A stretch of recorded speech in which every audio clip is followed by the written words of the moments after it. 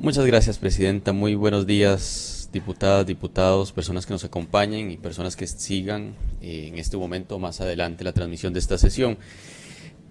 Yo me he tomado el tiempo, como sé que también ustedes lo han hecho, para valorar esta reforma a fondo, con paciencia, con, con, con la profundidad que requiere, ¿verdad? Voy a señalar de primero de dónde parte mi análisis, para luego señalar cuál es mi postura al respecto de esta iniciativa. En primer lugar, y espero que en eso coincidamos todas y todos, yo parto de unos principios básicos. Uno es que los problemas de la democracia se resuelven con más democracia y que los problemas del diseño institucional republicano se resuelven en el marco de los principios republicanos.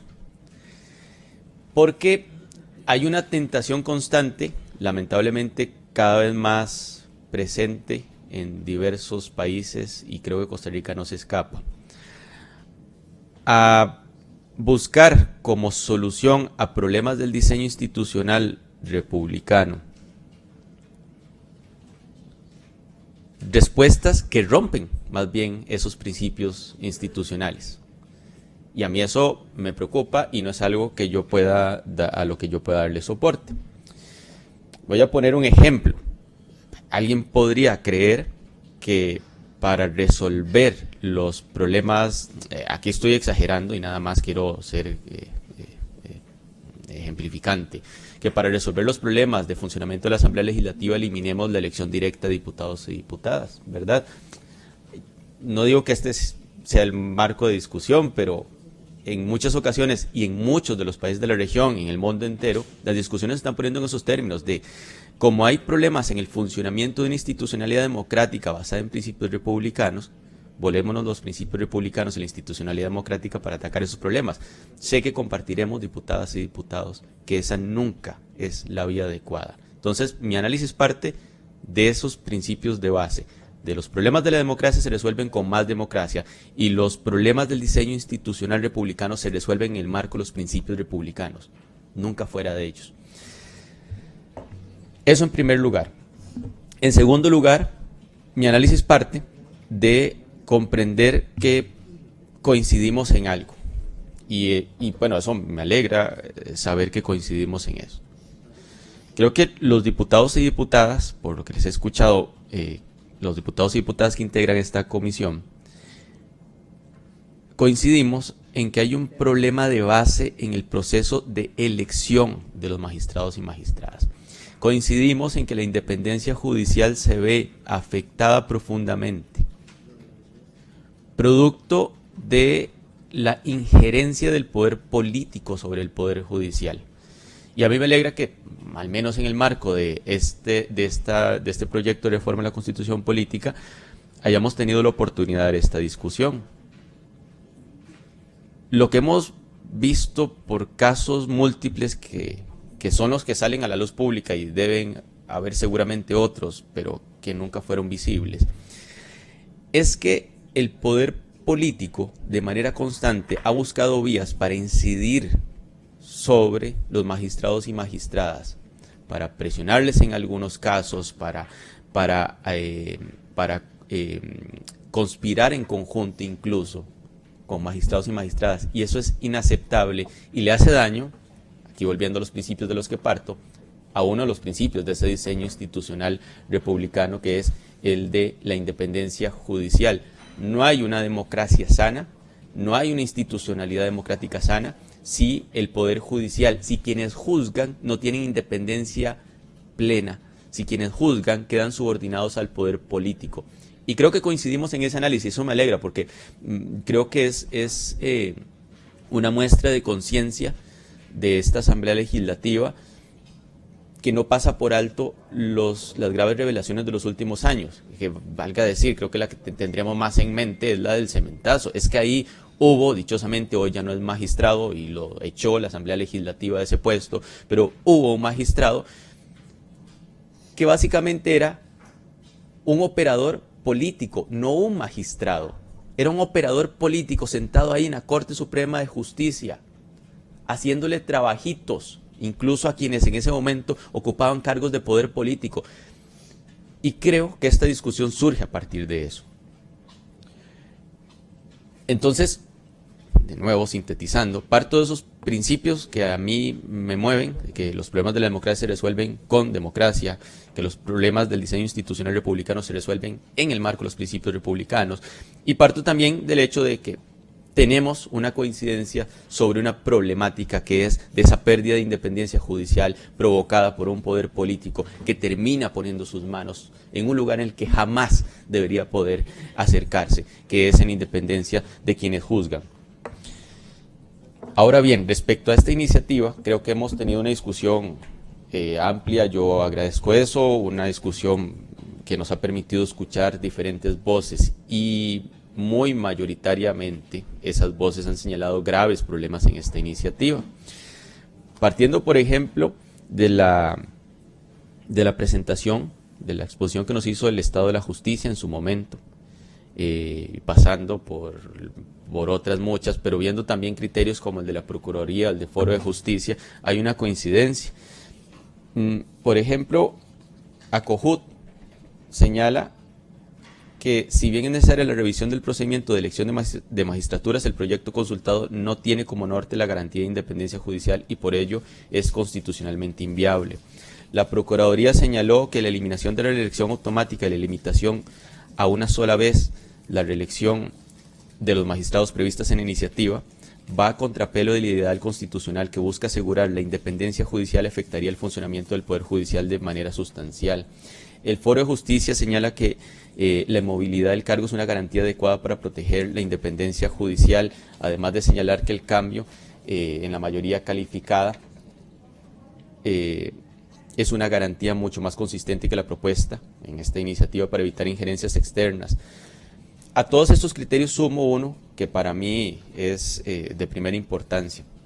Tuve una conversación de mucho rato con don Walter Antillón, el magistrado. Ustedes conocerán a don Walter Antillón, una persona con una lucidez impresionante, con una comprensión de esos principios republicanos muy profunda.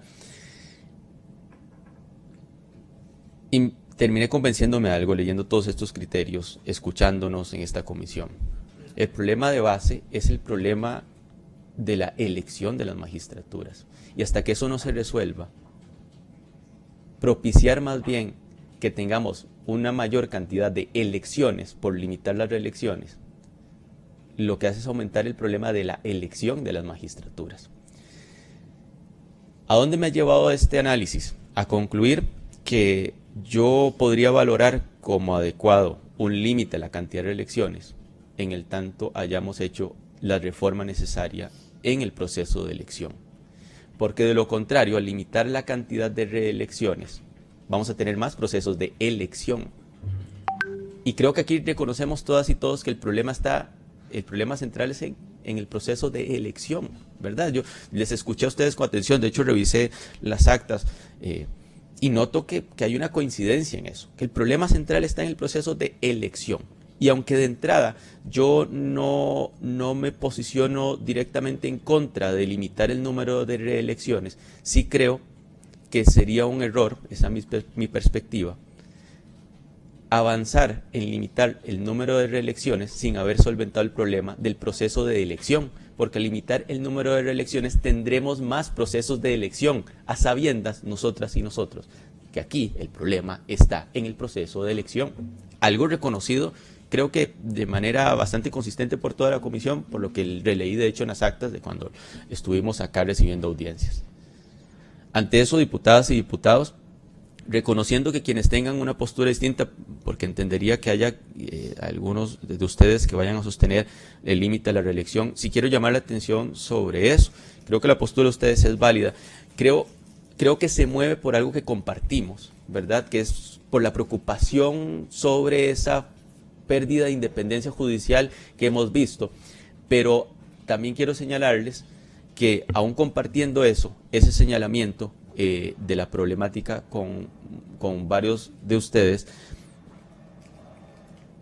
Este proyecto no viene a solucionar el elemento central que hoy podemos visualizar como el generador de esa pérdida de independencia, que es el proceso de elección. Y al limitar el número de reelecciones tendremos más procesos de elección y por tanto estaremos más expuestos como país a un proceso de elección que reconocemos inadecuado. Entonces, sin cerrar las puertas a un límite a las reelecciones, sí mi voto hoy será negativo. Mi voto hoy será negativo. Básicamente como una solicitud de que si se pretende avanzar con un límite a las reelecciones, de primero avancemos con una modificación al sistema de elección, al método de elección de magistrados y magistradas, porque de lo contrario no estaremos solventando el problema realmente.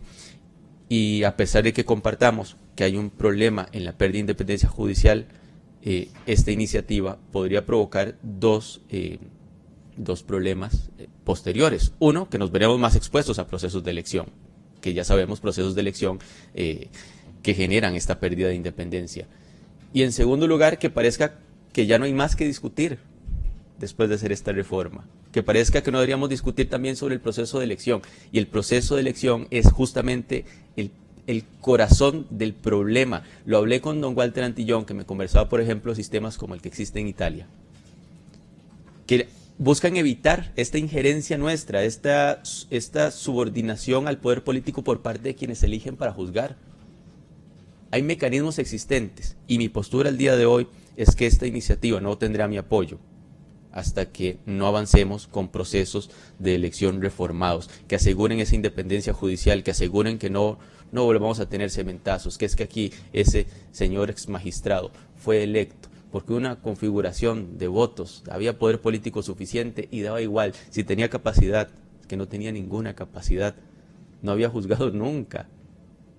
Sería seguramente como si me pusiesen a mí, ¿no? Pues nunca he llevado un proceso judicial, porque no es mi campo, yo soy economista, pues da igual, saqué cualquier cosa de título en derecho y que me pongan ustedes a mí, diputadas y diputados. Eso fue lo que pasó. ¿Por qué? Porque había votos y daba igual, entonces la idoneidad. ¿Saben qué era lo que importaba en el fondo? Que iba a ir a servirles. Y eso es lo que hay que evitar en el proceso de elección, porque si no nos vamos a ver cada vez más a las puertas de más procesos de elección en estas mismas condiciones. Entonces, ese es mi razonamiento, diputadas y diputados. Yo daré un voto en contra de esta iniciativa. Me alegra que hayamos tenido esta discusión. Comprendo de dónde viene esta discusión y creo que viene de una buena fe de querer incidir sobre ese problema de pérdida de independencia judicial, pero que no lo viene a resolver, y así lo muestran varios de los criterios que recibimos en esta comisión. Me reservo el tiempo que me resta. Muchas gracias.